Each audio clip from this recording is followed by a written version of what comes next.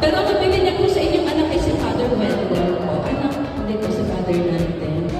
Kanina pa ba? Okay po, anak. So, sakramento ng binyag. Ano po bang ibig sabihin ng sakramento ng anak ng Diyos? Di ba pag anak tayo ng nanay at tatay natin, lahat ng kanila ay tayo po. At tayo anak ng Diyos, kapatid po natin ng Panginoong Hesus Kristo. Hindi po hindi natin itinuturo sa mata ng Papa Jesus. Mga kapatid, ang ilaw na ito ay tanda ng liwanag ni Kristo na tinanggap ng mga bagong binyan.